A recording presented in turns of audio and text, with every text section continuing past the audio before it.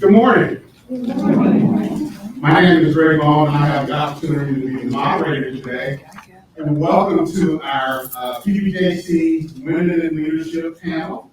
We're formed today. We're excited to have each of you here with us this morning. And I will go through and introduce our panel for you, and then we will get into the questions that we have prepared for our guests this morning. So first we have Ms. Shonae Eddins-Bennett. Dwayne Addis, thank you. A Birmingham native, she's a graduate of A.H. Parker High School. She has a bachelor's or degree in accounting from UAB and a master's degree in public administration from Strayer. Spent 30 years with the city of Birmingham. She started off as a receptionist, then moved to a senior accountant with the city's finance department, and then a senior analyst and principal analyst for the city development department, and became the chief analyst for the Birmingham Crossplex and later Park and Recreation. In 2018, Ms. Eddins-Bennett was unanimously voted by the Birmingham Park Board as the first female director to lead the largest park system in Alabama.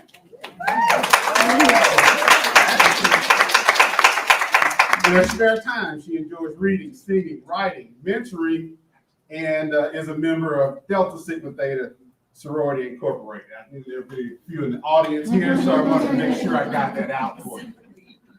Next, Assistant Chief Lynn Parmack made history as the first female to be appointed to the Assistant Chief of Birmingham Police Department. Chief Mack began her career in the city of Birmingham as Code Enforcement Inspector for the Department of Public Works. She served in various assignments, including patrol in 3 of the 4 precinct districts. Chief Mack was also assigned to the Community Service Division and played a key role in restructuring and managing the volunteers in police systems, the VIPs, and internship program consisting of more than 100 volunteers. Most recently, she served as the executive assistant to the chief of police. Leveraging good judgment, strategic planning, strong interpersonal skills, and the ability to promote vision, work ethic, and accountability, Chief Mack is credited as being the executive liaison for Real-Time Crime Center project, and she currently oversees the Real-Time Crime Center daily operations. Some of her noteworthy contributions include launching the General Education Development Program inside the city jail, and addressing the language barrier to improve relations with Hispanic community through the development of a Spanish training program, being bilingual on the beat. A lifelong supporter of continued learning and advancement, Chief Mack earned her Master's of Business Administration degree in Project Management from Columbia Southern University and a Bachelor's of Science degree in Organizational Leadership and Supervision from Purdue. In her spare time, she enjoys traveling with her family, cooking, reading, watching HGTV, and the Food Network. Ms. Tamika Holmes, wave at us. She's the founder and executive director of Community Care Development Network, CCDN, a 501c3 nonprofit organization. The organization's initiatives include family and life services, mentoring, educational services, community outreach, and youth advocacy. It is her passion, compassion, experience, integrity, and hard work that drives her to help her community, small business owners, and nonprofit leaders in various ways. Over 20 years of experience, Tamika has a creative and zealous desire to serve. Has a Bachelor of Science degree, Bachelor of Science in Business Administration, and a Master's in Business Administration, and a Master's in Business Administration with Resource Management, and currently striving toward a doctorate of Educational Leadership and Innovation. Her organization operates in 4 key areas: youth and family services, education, mentoring, and community outreach. Her goals are to inspire, motivate, and cultivate families to understand their true identity and live life on the next level. She also has a small business, Divine Consulting Firm, LLC, and it's an education and consulting firm that works with small businesses, nonprofit organizations, and careers, whether you're beginning or transitioning. Welcome.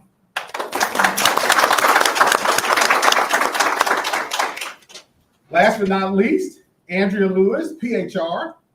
She's the CEO and senior consultant for Human Capital Services, a firm based in Birmingham, Alabama. Certified human resources professional with 15 years experience in progressively responsible strategic leadership roles. Her business experience spans diverse cross-functional skills, including human resources, operations and customer services, marketing and training. She most recently held the role of Senior Vice President, Services, Operations, and Training, and was responsible for a revenue budget of over $200 million annually. She also provides human resource strategic consulting solutions, including training and development, business planning and strategy development to business owners, and serves as a personal and executive coach and provides career planning tools for professionals. She recently served as the president of Birmingham Society for Human Resources, BSHRM, the advisory council for BSHRM, and board members for the Alabama SHRM Council. She's also a recipient of the Birmingham Business Journal HR Executive of the Year, which is awarded based on a selection process among her peers and that of the judging panel. So give a round of applause for our panel.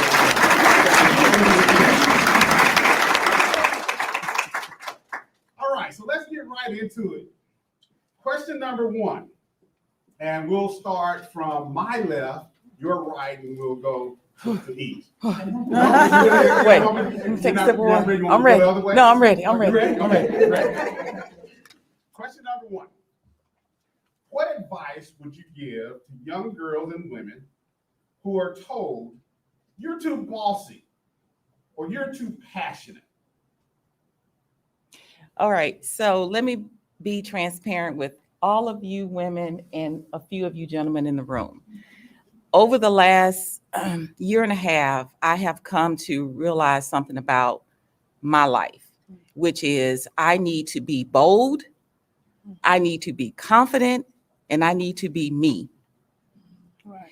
And if I cannot be anything other than that, then I'm not showing up as I need to be. All right.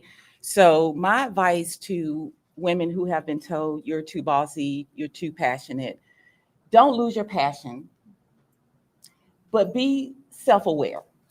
Be aware of how you are impacting relationships with other people. Because while we think, we think we know all the answers, we think, we're the bomb and all that good stuff, we still need others to be successful. We still need others to help us track along the way. So I think my advice is be self-aware, be emotionally intelligent about how you're impacting relationships, because the relationship you burn today may be the relationship you need tomorrow. So I just want to make sure you understand, I have no problem with someone who is very passionate about what they think, this is how we should go.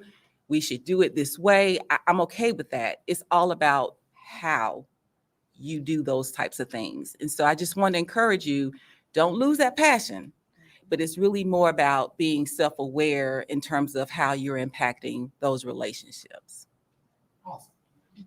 Tamika, we're going to ask you the same question. Well, I have a little bit different response because I was told both. From personal experience, I've been molded and shaped by my elders. And so where I was deemed too bossy or too passionate, I was told that those are the inner makings of a leader, and those are the inner makings of someone who has initiative. You just need someone to help come walk alongside you to help pull those leadership skills out of you and to help show you what initiative looks like. My grandmother used to say, pour some sugar on it, and you want to make sure that you're in a real big space of humility. Don't always feel like it has to go your way. And that's where that passion kind of comes in at, because I was a person, if I look at this marker and I say, but this marker is blue. Well, this could be navy blue to somebody. This could be royal blue to somebody. Nobody's wrong, but just really looking at how you shape yourselves and how you present yourself. Don't be afraid to get up under a mentor. Don't be afraid to learn from someone else. Because as a female, I was always taught, you just got to tone it down some. And that kind of goes back to what Andrea was saying about being bold. You got to know how you're showing up to people. Awesome. Let's go to question 2.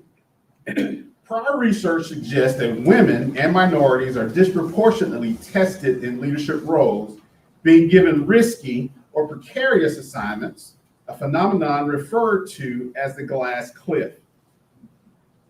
Chief Mack, have you had experiences in which you were given such assignments? If so, how did you handle the situation? If not, what advice do you have for women or minorities who are tested with such assignments? So I'm going to give a little history first. It's been documented that we first saw this back in the 60s and 70s when Black mayors were being elected and cities experienced loss of resources. Mayors were forced to lead cities with lack of resources or very little. So when women or minorities are experiencing similar situations, me being the first appointed female assistant chief, I work closely with Chief Thurman to make sure that we remain in alignment. So a person who finds herself on a cliff, recognize that you're on the cliff, first of all. Recognize that you're on the cliff, make sure that you assess the situation, you acknowledge the risk, and then quickly accelerate your learning. Your learning has to match your strategic plan to figure out the solution for that situation. Shonae, same question. Okay. Growing up, I just was always encouraged to do my best at whatever I took on to do. And I'm also was raised by my grandmother. And if you know what a cliff is, you can hang off of it or you can pull yourself back and stand the test of time. A lot of times we're put in those situations where people put us there to see if we're going to fail. This is the time when you pull up your big girl, you know what, get your mind right, get it ready, meditate or whatever you need to do and say, I can do what I'm called to do. There's no task too hard for me to do. I've been going through this even when I got this position. Now, being male-led the whole entire career of the Parks Department, I had a challenge when a female was up for the job. So yes, I was on the cliff, but I didn't fall off the cliff because I am who the Lord say that I am. And that's how I did it. You have to stand strong, you have to stand firm and believe within yourself that you can do anything. I mean, absolutely anything that you put your mind to. Same question, Andy. So I would like to take what you all have said already and take it to the sort of the next step, because what we do recognize is there is this glass cliff. We get that. And so I think part of the reason a lot of you all are here today is understanding, well, how do I manage that, right? So I guess it's the how do I forge ahead? And so it's recognizing that, as my sisters have said already, unfortunately, as women, and I'm going to speak to my only reference point, which is a woman of color. I know that there can be times when I'm placed in a situation to test, to see, to determine, and to understand if I'm the person to make that ability to win. And so my forge ahead has been this, recognizing that if I don't understand the value of relationships, if I don't understand the value of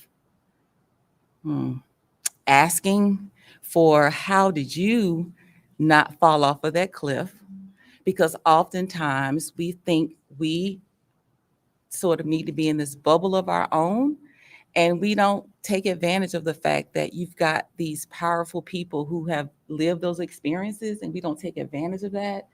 And so I would just encourage people who have experience or may experience, as these ladies have already just said, you will experience, you will be challenged.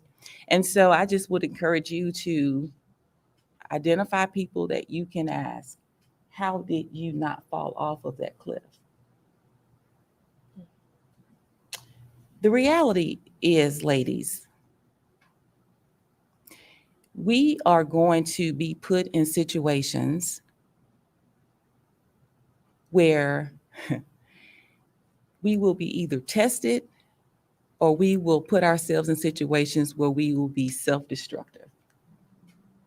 And so I just want to challenge all of you to think about, there are women around you who have been on that journey.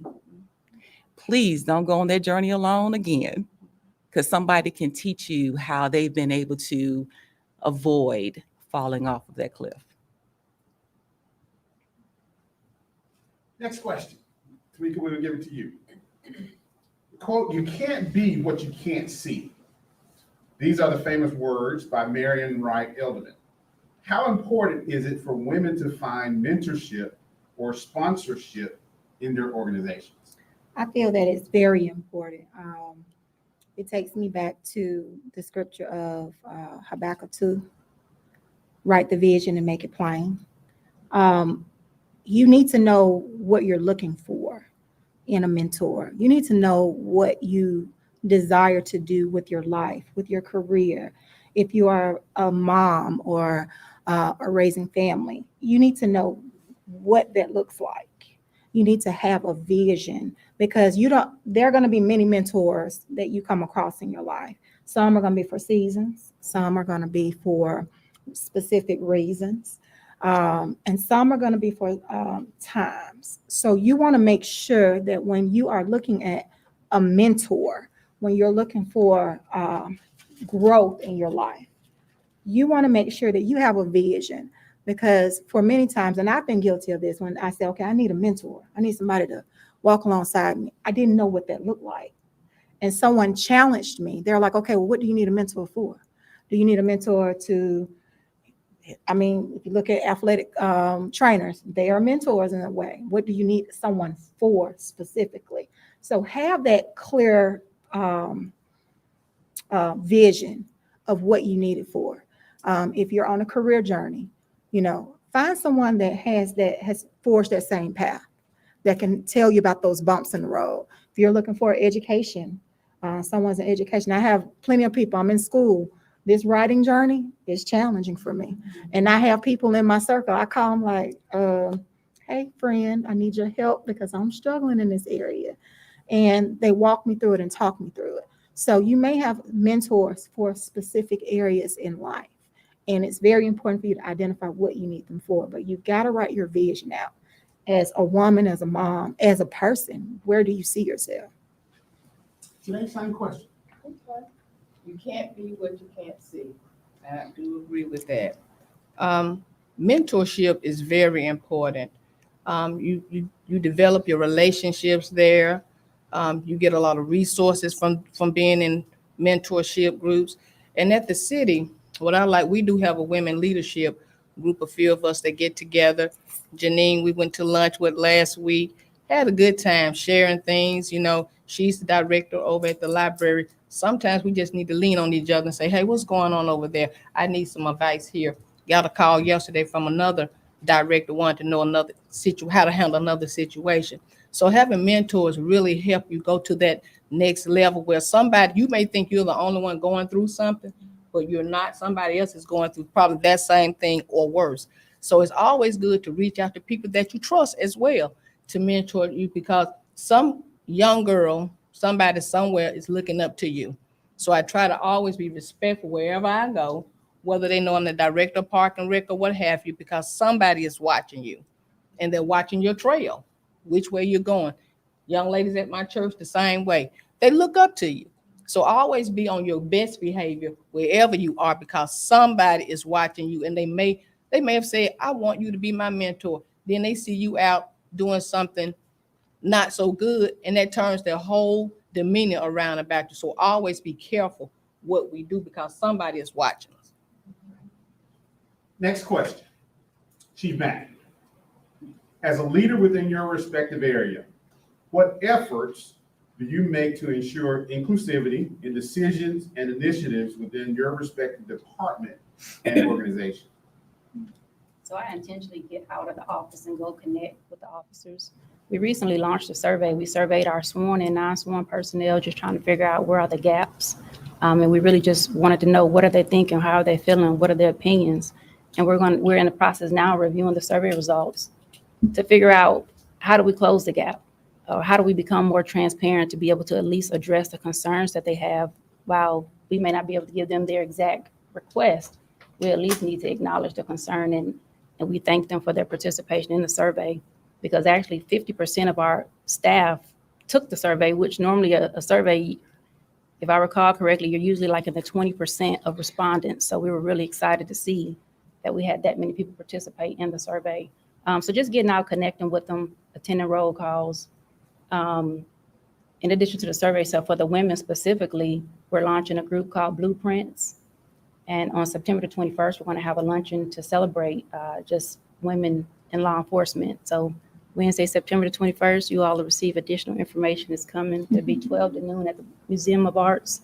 But Blueprints, so the goal is that we'll meet quarterly and we'll invite different people in to just provide, similar to this setting, to provide information and resources to women, because hope looks different to everybody. So we just want to make sure that we have a diverse group and we have a safe space for women to come, and it is scheduled. So it's not like a one-time event. So we have a few things in the making. Okay. Andrea, same question. As a leader within your respective area, what efforts do you make to ensure inclusivity in decisions and initiatives within your respective department and organization? Okay, so first of all, my watch told me my heart rate is up. My dry cleaning bill says it's high because I'm nervous. But I enjoy these types of interactions. So I'm not going to put anybody on the spot, but I want you to internalize this question. How many of you think or understand you're in a position of influence? I just want you to internalize that. Because when I think about the question that you just proposed to me, we oftentimes think about leadership as being they. It's some sort of phenomenon. It's somebody over the behind the curtain that we don't really know sometimes. But I want to encourage and I want to inspire and I want to challenge all of you who think and understand, because whether you believe it or not, all of you are in a position of influence. My mother has told me this a lot of times. She said, Drea, my family calls me Drea. Drea, you can't change the world, but start with one person at a time. And so oftentimes when I talk to people in organizations, particularly those who are in large organizations, they feel I have no power, I have no ability, I cannot move, I cannot change things. So my challenge to you, who, if you answer the question within yourself that says, yes, I'm in a position of influence, I want you to understand, I want you to grow where you're planted. You're planted there to do something. And so when you talk about being inclusive, my lessons learned, and Lord knows, that's why my heart rate started going up, I think, because it's like, oh my God, I've had so many lessons learned that I wish I had learned them, earlier. I wish I had asked more questions. I wish I didn't have this idea of I'm Drea. I'm the girl, I've got it all. I got my degree, I got my whatever, I got this, I got that, and I am the girl. And so I had missed opportunities. And so when I think about the question about leadership is really about sort of your own context. Where do you feel your leadership and your influence really lies within any place you're planted, whether it's in your organization, whether it's in your volunteer community, whether it's in your church, whether it's in your PTA, whether it's in your family, whatever that is. you are planted there for a reason. And I appreciate what Tamika mentioned about we're all here for a reason, season, that type of thing. So I guess my answer in a long-about way, just don't feel like you have to do it by yourself. Please ask questions. Please learn from other people. Please do that, because the biggest mistake we can make is we think we know it all. And we're on this journey of learning, and we are learning to trust others. So please make sure you reach out to do that. Next question, Shonae, this one is for you. Number 5. What do you see as the biggest advantage for organizations with significant diversity in their leadership ranks? Okay, I think the biggest advantage to me is I think everyone in here has some type of skill, some type of ability, and some type of talent. Within your organization, we have to find who those persons are, because we really do have these type people sitting right in front of our faces that we overlook every day. There's a young lady right here in this room whom I worked with years ago, and years later, she's working with Park and Recreation, because I knew then what her skills and abilities were, and I knew what I wanted this organization to go forward to, and I pulled her out of another department because I knew what her skills and her abilities were, and she's very talented. So you have to look within your own organization. You don't have to go outside every time. Sometimes it's somebody sitting right up under you in your organization that you can take advantage of to assist you in your work. And you'll be surprised. This person has done a great work over at Park and Rec, only been there a little over a year, and has made an impact in our department greater than I ever expected. So sometimes you need to look within yourself. And women, sometimes we have a hater-rater on us. Pull that out the closet. Let that stuff go. Because one thing about it, what nobody can take it from you. So give and share. That's what I try to do, not only with our females in my department, but with the men too. If I see a talent in them, I'm going to pull it out of them, take them to the next level. I'm about taking them to the next level because I want them to be greater than what Shonae is. We can same question. Great answer. To me, one of the biggest advantages are that organizations can be flavorful and fruitful. And what I mean by that is with the right mix, the right diverse mix, whether you are a department or whether you are a large corporation, when you have the right talent in place, when you have the right skill in place, and you are open to receiving direction and you're open to receiving different perspectives, that only helps you grow more. This is the first year that our organization has had a full staff. And I mean, I have done everything from clean up to pack boxes to go out into the community. So this is a transition period for me personally. And so my staff comes to me, it's like they're training me. Like, what can I do for you? I've never heard those words in 8 years because we've had a very limited small group staff and volunteers. So now having this team that is all about what we're doing, diverse mix, they are passionate. They want to see our organization grow to the next level, and they bring some flavor to us. You got to have the right mix. You got to have the right people on your team. And so with that, I end with look around your circles within your organization, within your groups, your friendships, and see if y'all are the right mix. All right, this question is for everybody on the panel. So we're going to walk through for everybody, okay? What is one thing that you have learned since becoming a leader that you wish you had known earlier in your career? Okay, give you a chance to think about that, all right? Go that way.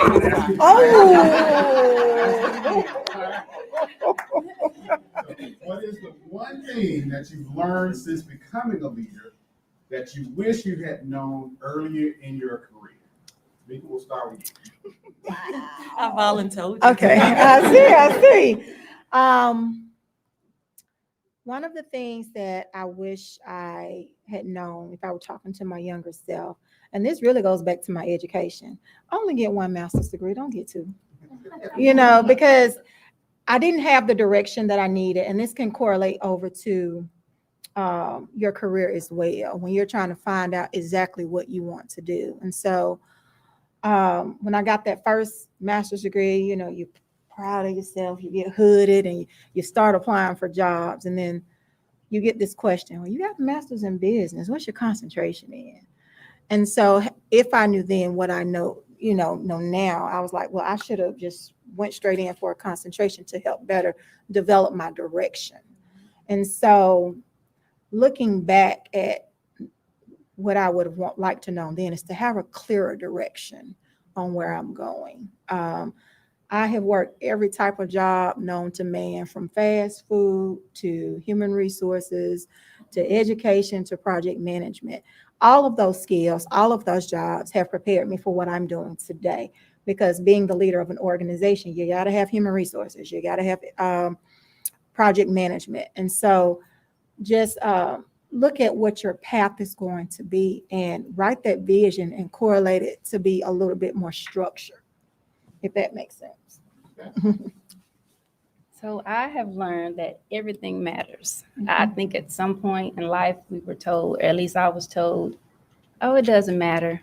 Well, I have learned that everything matters. Some things matter more than others, but everything matters. The one thing that sticks out the most would be the relationship building, networking. Yeah. Oftentimes we hear, well, and I think we've said it today, surround yourself with people, make sure you're building the relationships. But 15 years ago, I wasn't thinking 15 years forward. So the relationships that could have been established along the way is the biggest thing that stands out, that everything does matter. And with me, I sit back and say, how many opportunities were available? Okay. I started out, as you said in my bio, as a receptionist with the city council office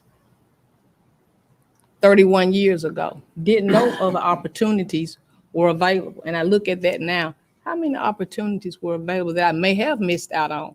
I mean, it paid off later, but how many were available then that I look back at now? So anytime you all see opportunities, go for it. I had a friend of mine who encouraged me to apply for the job. I wasn't going to apply for the job. They called me on a Thursday. Shonae, you'll be a game changer. I don't want to do that. I'm good at what I'm fine where I'm at. Shonae, do it for me if you don't do it for yourself. The job closed on that Monday. This job did. Running around trying to get transcripts from UAB. Made the list, finished it at the buzzer. And I think Tracy was the one that had to scan my transcript in because I didn't think that I could do it. But that was an opportunity for me. And since I've been in this job, it's been the greatest opportunity I've had in my career with the city of Birmingham. And I'm having fun. It came in my latter years, but sometimes your latter years be greater than your former. So always remember, opportunities, they do knock. They do knock, and sometimes the doors come open right then. So remember your opportunities because they are available. You just got to make yourself available. Okay. So the thing I've learned in my journey of leadership, somebody turned me onto a book a long time ago, is What Got Me Here Won't Get Me There. And what that really means for me personally is I was an individual contributor for a long time. And as an individual contributor, it was all about me. It was all about how did I succeed? Did I make all the, stars for my performance goals, whatever. But as soon as I moved into that rank of leadership, it became less about me and it became all about the success of my team. And so my greatest lesson learned, and I even just had one of my team members chastise me yesterday. He said, Andrea, It's not about you doing everything on your own anymore. Your team is growing.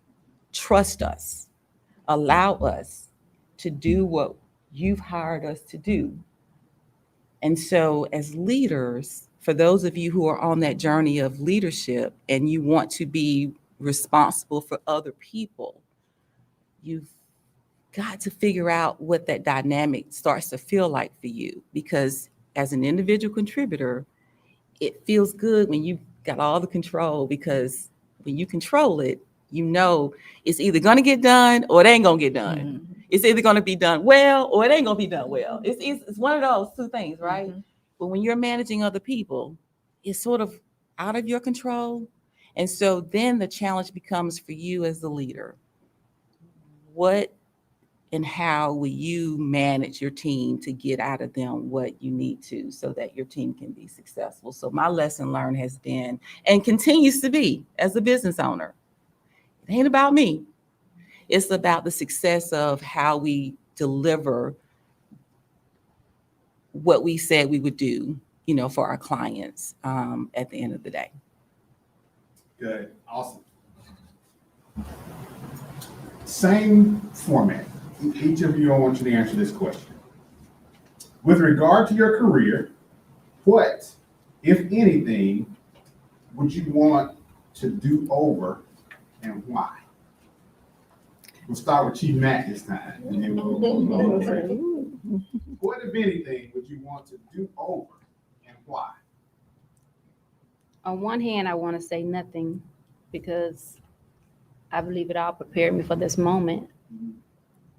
But as I think about it, I would say making health a priority. Okay. I think, at least for me, I've spent countless hours in the office, sacrificed countless things, just one more hour, 30 more minutes. And so beyond 40, the age of 40, I'm just like, I wish I would have made health a priority. So while I have great health, probably could have had better health. And so next month I go to the FBI Academy, the National Academy, and you have to run a mile in 11 minutes and 30 seconds. I can do it, but my bones reminded me after I finished, you probably should have been working out for the past 10 years regularly. So health would have been a priority for me. Okay, as a songwriter say, scattered pictures of the times we left behind, memories. I can piggyback off of Assistant Chief. We as women, we go in hard, even in these positions that we have. And I can attest with her on the health part, because I failed at that. My first actually year in the job, I had a stroke. So since then, though, I manage my time better. I make sure I eat the right food, because my cholesterol was so high. So now you'll see fruit in my office, bottled water. I walk around the stadium. I have a bike in my office. We need to take better care of ourselves. That's a part of it as well.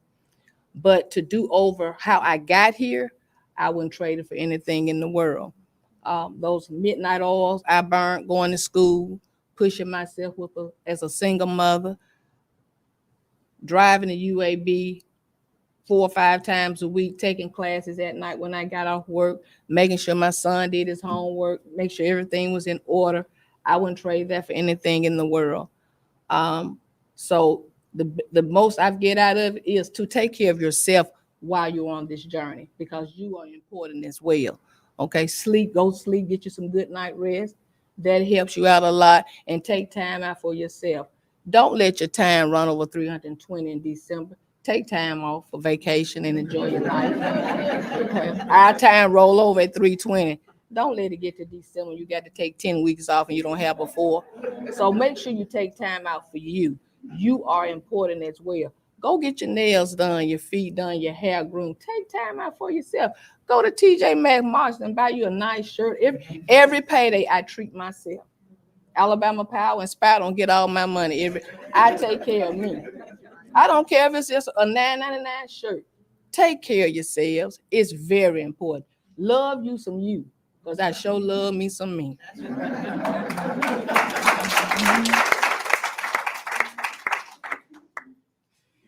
Okay, I would say that my lesson or if I had to do it over again, would be don't give up on myself too quickly. I think when I lost a long-term career with an organization and I started launching a consulting business and I was starting to see some success, but it wasn't happening in my mind fast enough, I got scared. And so I thought maybe I'm in the wrong lane and I gave up. I sort of ran away, and I think back on it, and on Facebook how they have those memories that said you posted this, like I'm like, dang, I was living a good life back then and didn't even realize it because I was, when you're in the moment, you don't appreciate what's happening around you. But I was like on a good track, but I didn't see it. And so I think for me, I've learned how to overcome this feeling, but I think for me, the feeling has been, I regret that I gave up too soon. And I'm on a good track now, but I keep thinking, well, what if I hadn't given up then? I would be so much further along. But it is what it is. So just don't give up. And if you feel like you need to, remember I said earlier, talk to somebody, seek counsel from somebody. For me, we talked about health, but I want to focus on mental health. Keep in mind, you can't take yesterday's trash into your future. And so you may have some things as you're growing in your career, you may have some things that have affected you when you was a wee bitty witty something and somebody trigger you. And you be like, man, you remind me of, and da da da da, and you just start going some sort of way. So one of the things that I have challenged myself to do, I went to counseling, because you can't grow taking yesterday's trash into your future. You can't. So mental health for me is very important. But most importantly, you heard us all say, those extra hours, those 30 more minutes, take breaks, please. My husband laughs at me because I have an alarm for everything. I have an alarm for eating. I have an alarm for my breaks. But I really didn't start taking my breaks seriously until this year. Like I will set my alarm for a 20-minute break and I will come away from my computer. I have a little couch in my office. I come away from my computer because, a break is not still sitting at your computer. And I will turn my TV on in my office and I'll find something to just decompress my mind, or I'll put some soft music on. I like good smells. I like pretty flowers. I do things that make me happy in my work environment and at home. And so all of that is going to be what I do to kind of recondition my mind, if that makes sense. All right, same format. I'm gonna give each one of you a chance to answer this next question. We're going to start with Shonae, and then we'll go the opposite way this time, okay? So what leadership skills do you continue to work on? I'm always working on me. I always work on Shonae. First, I like to treat my team if how I want to be treated. I always work on building better relationship. I have over 300 staff persons. So you got people with all walks of life, different attitudes, different whatever. And I walked outside one day, actually after coming in, and one of the guys told me he just needed a hug. Miss Shonae, how you doing today? I said, I'm doing great. He said, I'm not doing that great. Can I get a hug? I said, you sure can. So with that, I try to make sure that I'm alert of what's going on around me, because some people are really hurting and they don't know how to say it. They internalize it. So that's one of my leaderships. I always work on me. How am I going to encourage somebody today? And then they end up encouraging me. It's like a house. You can go in one room of your house, change the paint, the color of the wall, rearrange the furniture. It looks like a total different room, right? You didn't have to move out the house, did you? Sometimes you got to rearrange some stuff, change some stuff, change the decor, and watch how it changed the person. So that's what we got to work on. We got to help change other people. So that's what I work on all the time in my leadership, how can I change and make it better for somebody else? I would say delegation. So some people look at delegation as, I've heard it said both ways, bad or good, but I've recently come to see that some people, they feel they have more autonomy. They feel that you trust them. So I believe delegation, when you give people high priority projects, they take ownership, you get your buy-in. So just delegating and just showing people, our teams, that we trust you. We believe that you actually have the ability to get the job done and provide the resources. So delegation will be my one thing. Ditto. Delegation for me, like you heard me say, for the longest time period, I was like the one-man show, right? So having a team, my team is telling me, hey, you can trust me to handle this. You can, give me more to do, give me higher responsibility. And for me, it's a reconditioning of the mind. I don't want to feel like I'm bothering a person because, do I need to give that to you? Because, is it too much on your plate? No, give them what they need. If you have a teammate that say, hey, do you need help with something? Sure. Can you take on this responsibility for me?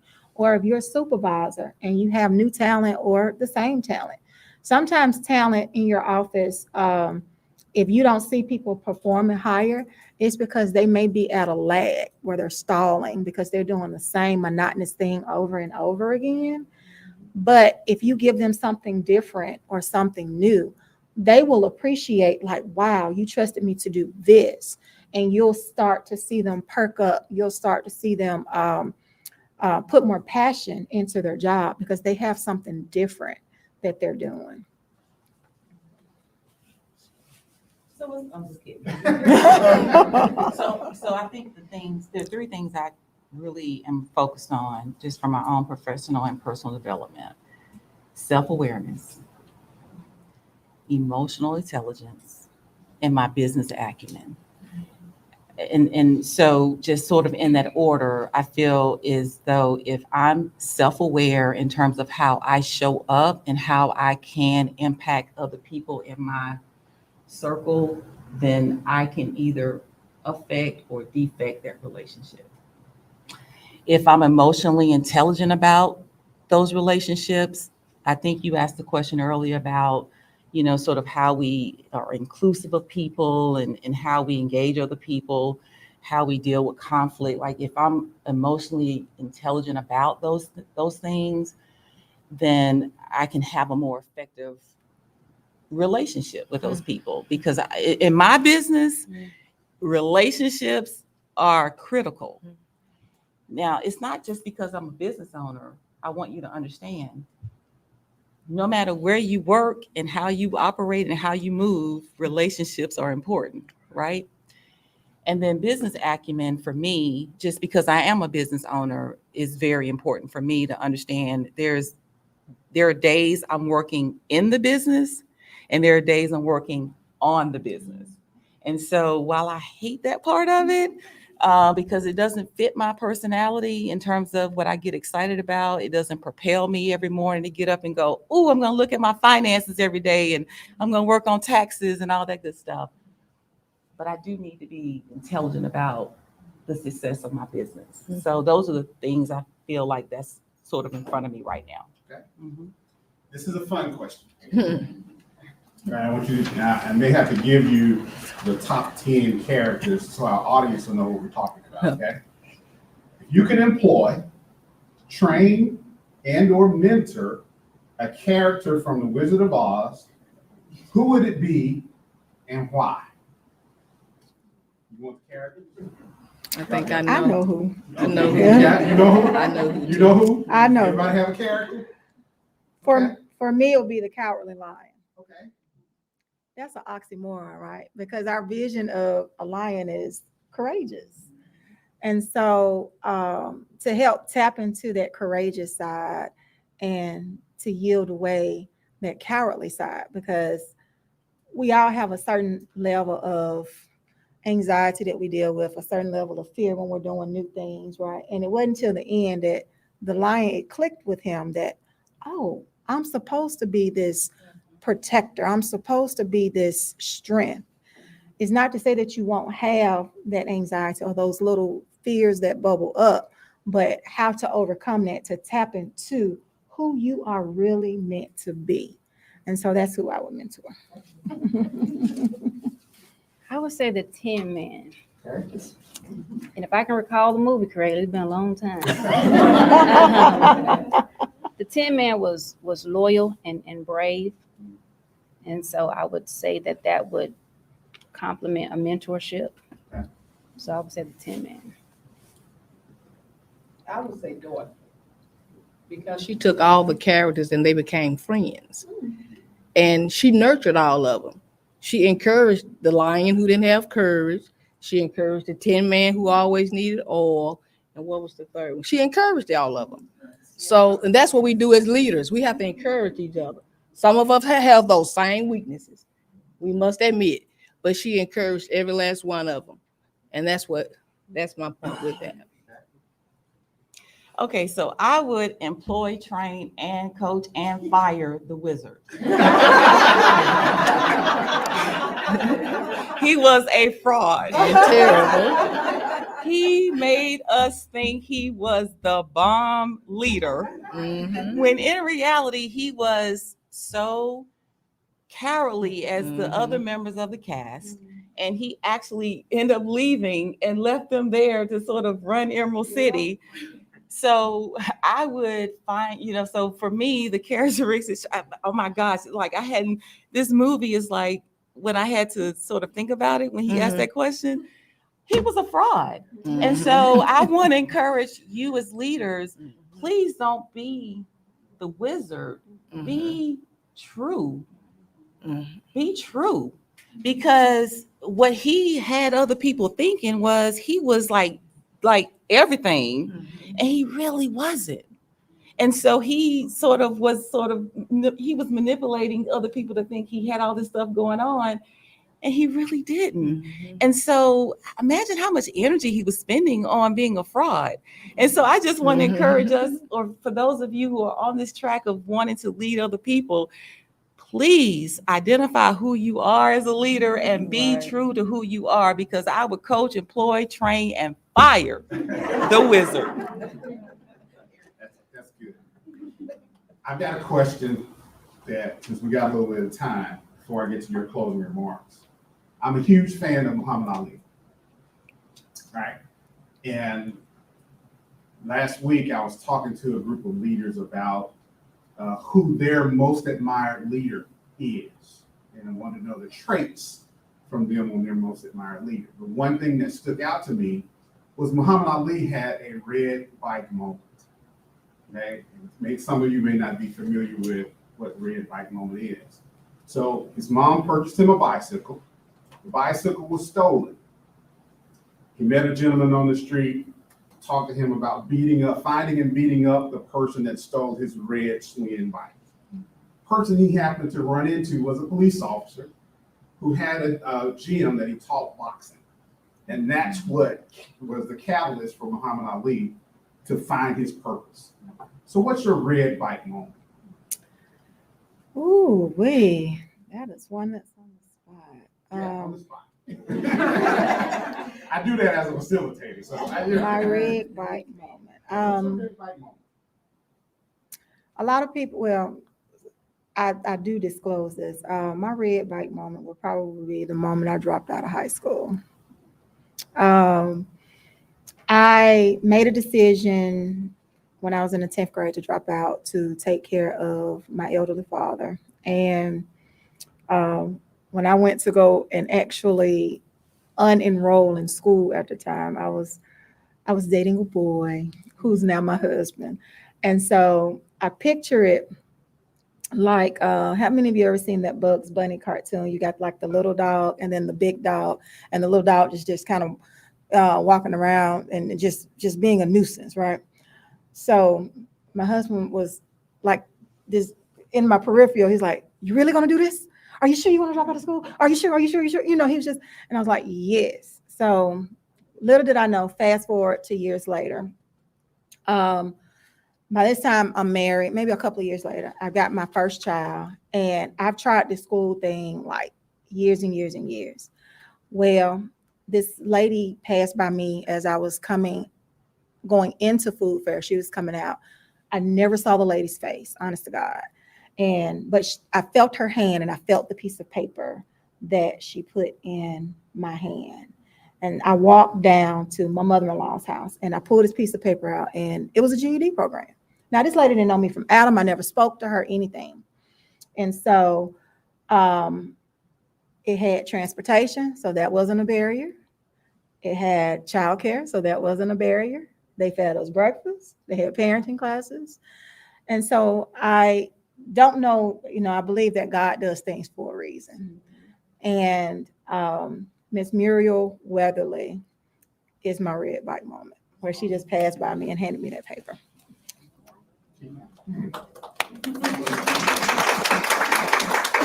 I've had a lot of red bike moments.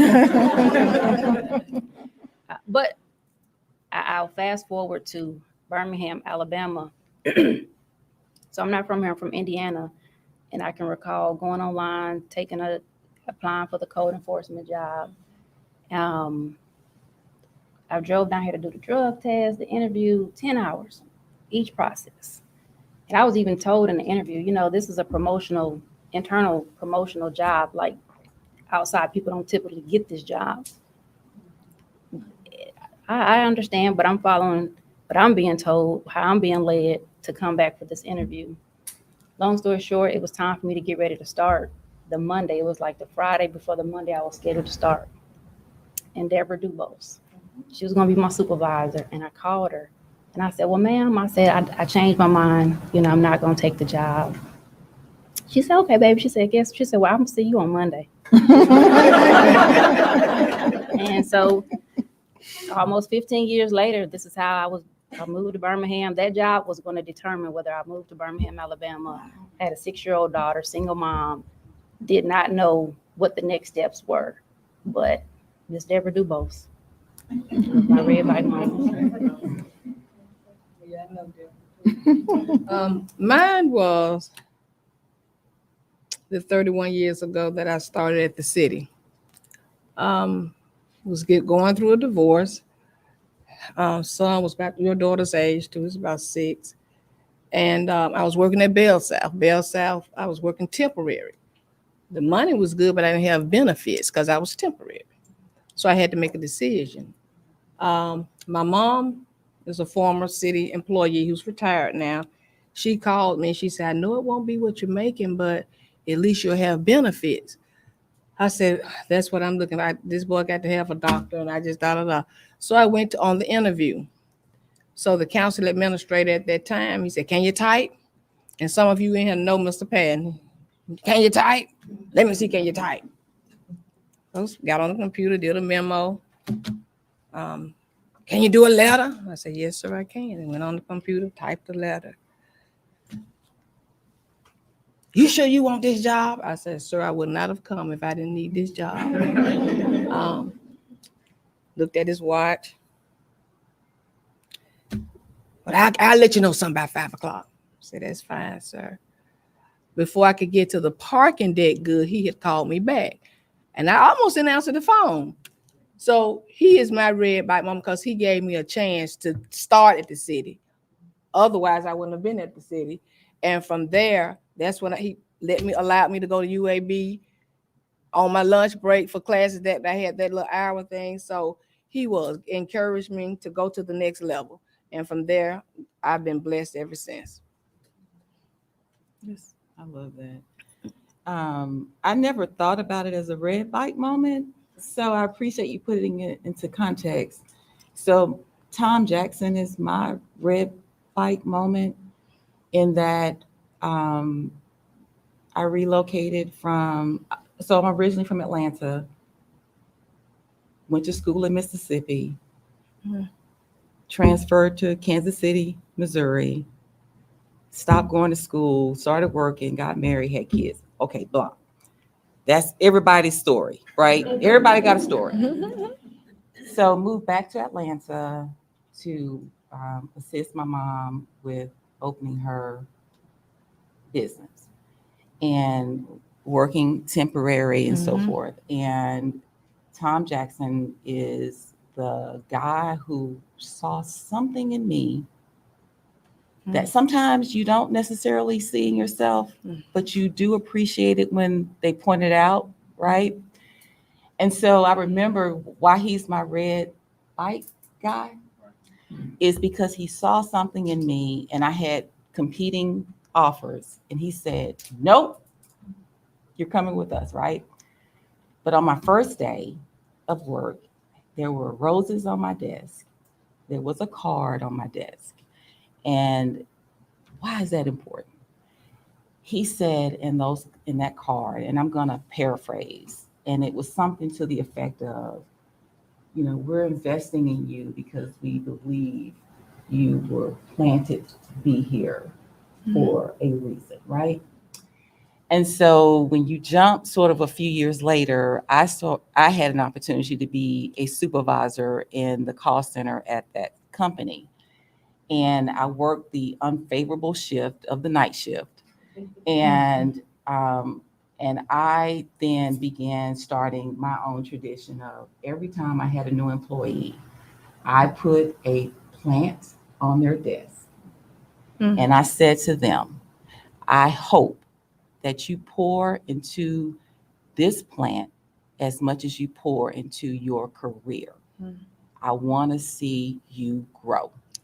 And so then I became the plant lady. At first they called me the pot lady, but I was like, I don't know if I like the pot lady. It wasn't legal back then, but but that became my way of paying it forward to someone who saw something in me and took a chance, or maybe he didn't take a chance. Maybe he saw how great I was. And sometimes we don't see it in ourselves. And somebody just says, this is the one. And so that became my blessing that I wanted to be able to pay forward to somebody else. So Tom Jackson is my red bike. Awesome.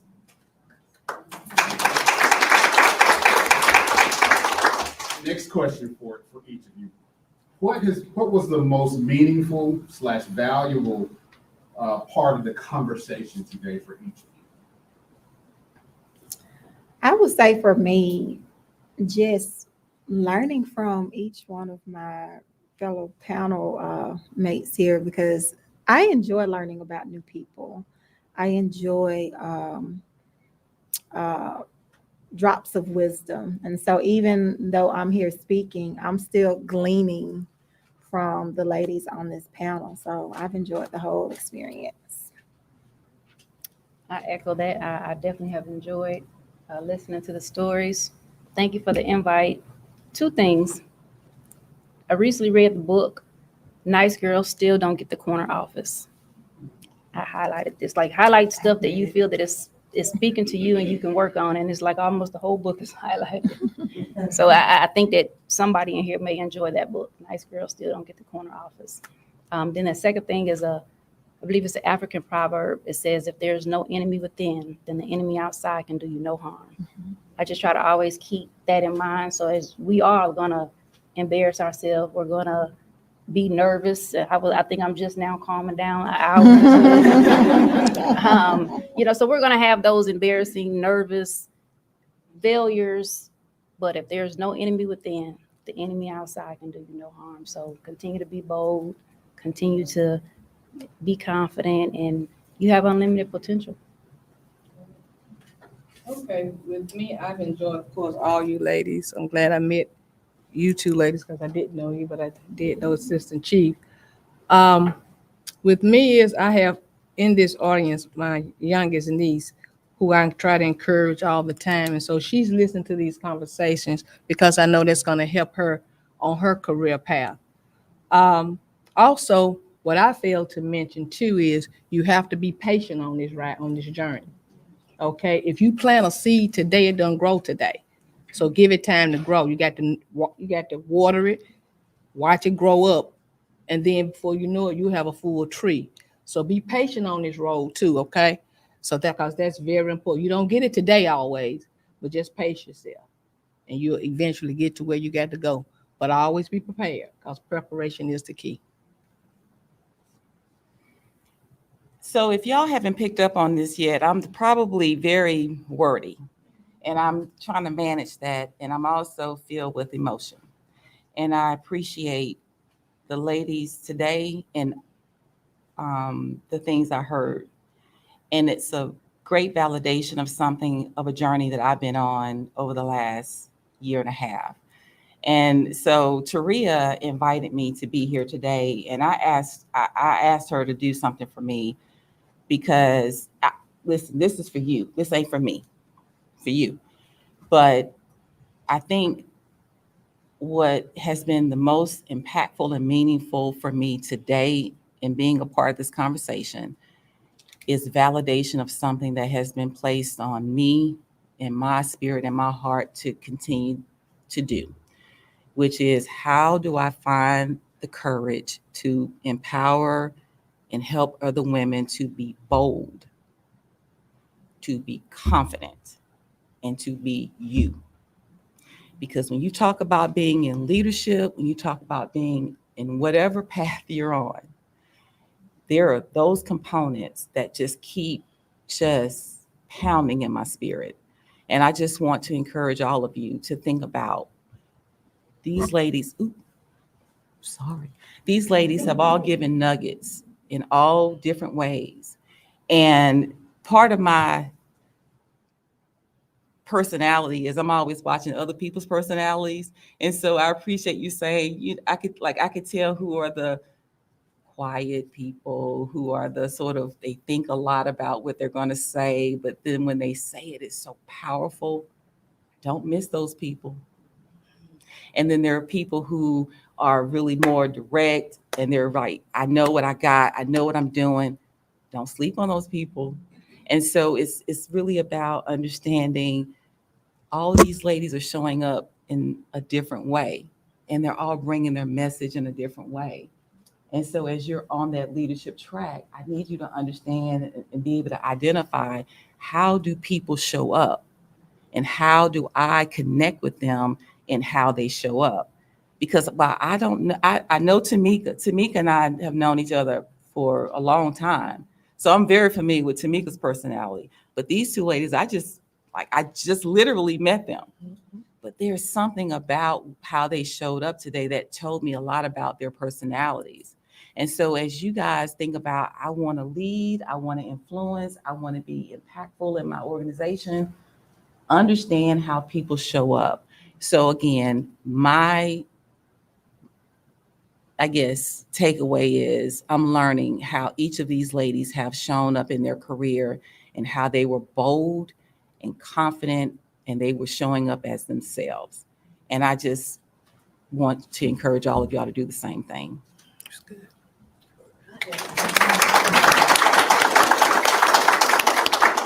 All right, so we're at 11:08. Got a few minutes, so we wanted to take some questions from the audience. Any questions from the audience? Yes, ma'am. I have a question. Oh, first, tell us who you are. All right, who you are, and then ask your question, so everybody will know, in the room. Okay. I'm Randy Holmes. I'm a sergeant with Jefferson County Sheriff's Office. I work in the criminal division. That's what I supervise. I wanted to know, I see you all's title, CEO of Human Capital Services. I just wanted to know, I see your titles. Can you tell me about what your job entails, I guess, on a day-to-day basis as the CEO of those businesses? That's the leaders that you all are in your business. Go ahead and start. Please. Okay. So Human Capital Services is a full-service human resources consulting business. That is my background. And so I work with business owners from the life cycle of an employee to recruiting, developing, onboarding, assessing, compliance, strategic planning. So we do the full cycle work of what an organization needs. All of them need us in different ways, but we offer those services in a way. So I, as the CEO, started my business in 2016 while still, well, I probably shouldn't say this on public record. Let's just say I started my business. But we offer full service human resources services, full life cycle. Just think about the full life cycle of an employee and an organization needs, and that's how we support our clients. Oh, I thought you said. And what was your question, Brandon? I thought you. You're the director Yes. of Birmingham Director of Legion Field. Mhm. So what are your job duties? What is it that you actually do? Ooh, a lot. Let me tell you. First of all, a lot of people do not realize the inventory that Birmingham Park and Rec has. I have 18 rec centers, 18 pools, botanical garden, 2 golf courses, 119 parks, and Legion Field, with over 300 employees. So with that being said, I have a lot on my plate. But I enjoy what I do because I have different divisions. I have a recreation division, I have a pool side, I have, of course, botanical garden, I have a Legion Field crew and staff, and we're housed at Legion Field. A lot of people don't know our offices are at Legion Field. So we're doing a variety of things right now. Actually, we're doing a safe haven, and Birmingham Police is assisting us with that as well. But our day-to-day, we're always doing something. And as you all know, the classic is about to come. So I will not leave my phone number at this time. But that's what we're working on currently. And we did survive the World Games. So I serve as the assistant chief. My day-to-day duties are more with the Office of Administration. Primarily, my job is to support Chief Thurman, so I'm his number 2. But organizationally, day-to-day, I'm handling the administration. We have a $118 million budget. We have various projects. We just launched our real-time crime center in October, so that's one of our top priorities, is getting that fully functional to where, we're making sure we're in line with the state-of-the-art technologies. But the budget, we have various units within our department. We have a patrol bureau, investigations bureau, special operations bureau. So just working closely with the other chiefs to make sure that our officers have what they need. We're serving citizens of Birmingham. Mine is pretty varied. It just, whatever the need is, I'm here to serve. It's not just necessarily one particular component. So I wear 2 hats. I'm gonna tell you about the Community Care Development Network hat. As a part of the organization, we serve the community, we serve the public, and we have 4 key initiatives that we work in, which are youth and family mentoring, education, community outreach, and life services. And so my responsibilities day to day is to make sure all of our programming is running efficiently and effectively to serve the community.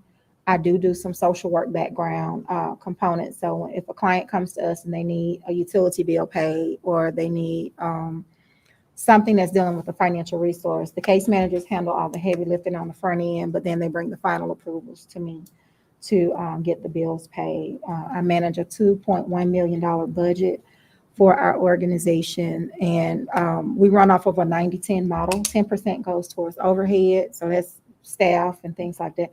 The other 90% gets disseminated throughout our different initiatives as well.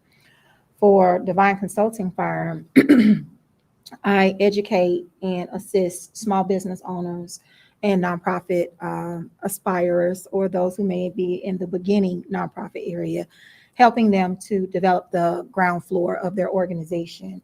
I not only educate, but I help them develop a viable plan, and I act as a mentor to those who need it. Other questions? Yes, ma'am. Hello, I'm Lieutenant Johnny Money. I'm with the Jefferson County Sheriff's Office. I'm on public information assistant. If tomorrow you knew that it was your last day on earth today, what would you consider to be your legacy?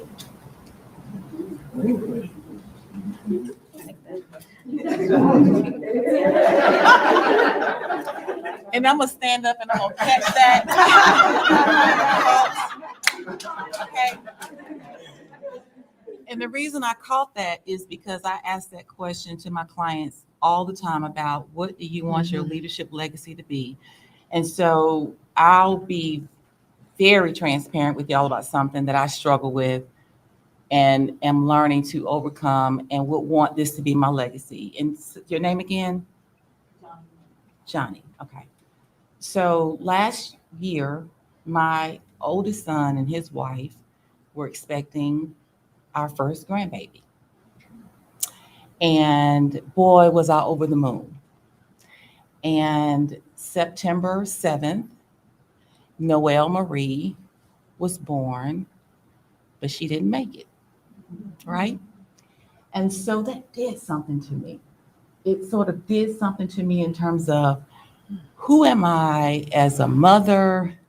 How do I move forward as a person? Like, who am I? And so I compartmentalized that part of my life because I had to keep living, right? What's today? Wednesday? Sunday, my son called me and put me in check. He said, Mom, I need you to understand that it is okay for you to feel what you feel. And so my legacy that if today was my last day, I would hope that my legacy would be this, that it wasn't about the stuff. It wasn't about how successful people think I am. It's really about how my family feel that I supported them when it mattered. And it's hard to do sometimes, but it's what has to happen. And so I understand that from a developmental if I had to put that in professional terms, from a developmental standpoint, I need to be more aware that it's okay to be Drea. And so I would hope that my legacy for my family would be that my mom, my wife, my sister, my daughter, that they would understand that I loved and appreciated what God blessed me with. So thank you for that question. Anybody else care to answer that question? For me, family unity is very, very important to me. I have two sons, two daughters-in-laws. I am a grandmother. One young person that is here and one on the way. And so my legacy is that I am every bit of what they need me to be. And that the seeds, the nuggets that I plant in them, while we don't see the instantaneous results, that at some point down the line, I can visualize my son talking to his child and saying, hey, something that I've told him, and that wisdom spreads from generation to generation. I'll go ahead. With me, I have a son, so my nieces are who looked up to me the most because they're female. And like I say, my youngest one is here today. I try to lead them or lead where I would want them to follow. And it is my hope that during my lifetime that I've done everything that I could to support them, to love them, and to guide them in right ways. We sit down, we have family talks, and we all, get at the table and say, hey, I think you need to do such. Well, Auntie, that's how y'all used to do it. I say, sometimes it's the right way to do it, because they're young and they like that young stuff. I say, well, sometimes you just need mother wit. Okay. And the oldest one listens a little more than the young one, but she's doing better at it because she's in her own business and she has to learn, sometimes you got to be patient on this journey and you got to know when to do this and when to do that and when to stop, when to say yes, when to say no. So I pray that my legacy, when I leave here, that they've learned those things from me in their walk of life. Mine would I always emphasize whether it's family or work, just live. Like I'm constantly reminded we get one life, we get one chance. And sometimes we get caught up in the work, or we get caught up in whatever it is. And so we just forget about right now, what we can actually control. So I will hope that my legacy, that people remember that I just want you to just live in the moment. You have unlimited potential, but you have to appreciate and bask in right now. Because we get caught up, it's just so much going on. That would just be it. Just, this is all that we know for sure is right now. So. One final question. Anybody? Audience?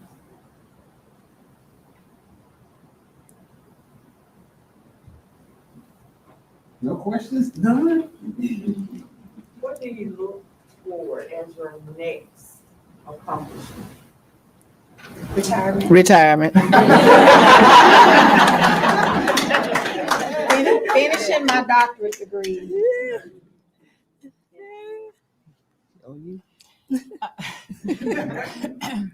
I'm gonna just keep it short. I'm just growing. That's my next accomplishment, is the belief in the growth of my organization. And then retirement. We said it simultaneously. All right, so here's my final one for the group. One word. If you could describe just this atmosphere, what would be the one word you want the ladies to take out of the room with them today? What's that one word? Hope. Hope. Okay. Peace. Peace.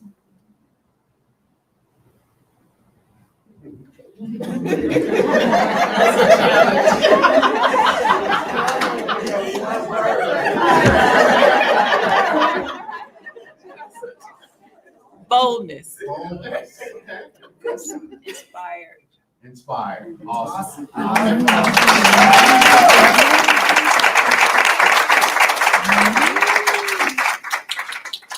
want to recognize, if our panel, our committee is in here, will you guys stand for putting this panel on? All of the PBJC that worked on this panel. Great job.